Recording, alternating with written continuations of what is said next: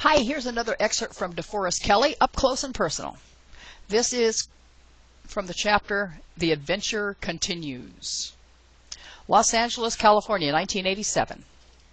The next convention that featured Dee was in Los Angeles in October 87, so that became my next goal. I called Sue Keenan, Dee's fan club president, and asked if I could stay with her to cut down on expenses. She wrote back and said, sure. When I arrived in Los Angeles, Sue expected a wacky broad, I'm sure. She got one. So there we were in LA. We were so excited to see Dee again that we didn't eat and seldom slept. We just sat up most of every night laughing and philosophizing and kidding and laughing some more. Finally, when we were completely and utterly exhausted with our sides aching beyond endurance, we retired. Carolyn wasn't at the convention because Fancy, the Kelley's Lhasa Opso, was ill and she was at home with her. I behaved myself in the auditorium during Dee's appearance. Dee didn't, but I did. On Saturday, Dee introduced me as Crazy Chris for the first time, and it stuck in DKFC members' minds. And that's when I decided that, at some point in the future, I would get even with Mr. Kelley publicly for defaming me. When I got home from the convention, I blasted him with a pseudo-outraged letter regarding his impertinence. A sticker at the top hinted at what might follow. It read, "Caution. Contains material that may be offensive to persons lacking a sense of humor." The letter went like this. Jackson DeForest Kelley. The sound of thunder or growling goes here. Ooh, doesn't that just make the hair on the back of your neck rise? Why, whenever I heard my full name used in that tone of voice, I knew I was in big trouble. I only heard my full name used twice in my life. Once when I went inner tubing in Spanaway Lake before I knew how to swim, unaccompanied.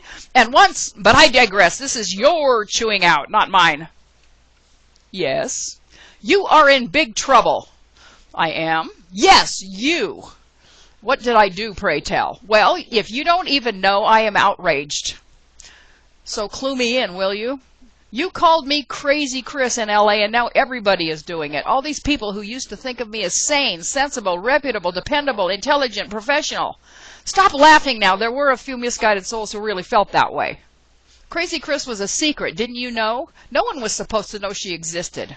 I had managed to keep her under wraps for 36 years, and then you had to open your big mouth in LA and let the cat out. Well, as you no doubt guessed, the DKFC reporters, your stooges, particularly the top stooge, Sue Keenan, picked right up on it, and now it is international news. What am I supposed to tell my Trekkie boss, who up until now thought I was safe to have around? It was a case of mistaken identity? You blew my cover. Okay, two can play this game. Don't expect me to run interference for you ever again. If I see you sneaking down the street in Spanaway or anywhere else in the world in your movie star, they'll never recognize me in this get-up glasses. Well, I just nod to you and pass by, keeping under my hat that I know who you are. Not on your life. I'll shriek at the top of my lungs, "Hey, there's DeForest Kelley!" And while everyone on the block is thinking, gee willikers, where do I know that name from? It seems so familiar. I will add, Dr. McCoy, you guys, get with it. Mob him. You'll never have another moment's peace if I have anything to say about it. I considered punishing you by not writing at all this month. But then I decided, hey, the best punishment of all is writing to him.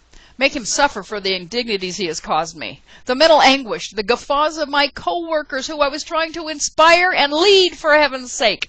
What you have done is the equivalent of calling Captain Kirk a lunatic in front of the Klingons. It will never be forgotten. I am ruined. If I need a new job as a result of all this, I hope you will be kind enough to write me a letter of reference, leaving out anything you might know about me that would indicate I am not working on all thrusters. No matter how little that leaves to talk about. Sincerely yours. Ha! More like go milk a duck, Bones. Go milk a duck, Dee, sounds a little too harsh. Bones can take it, though.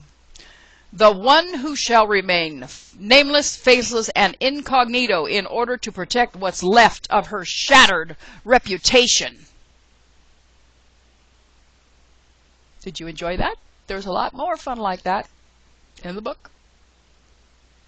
Looking forward? I hope you are. It's on the way. Have a great day.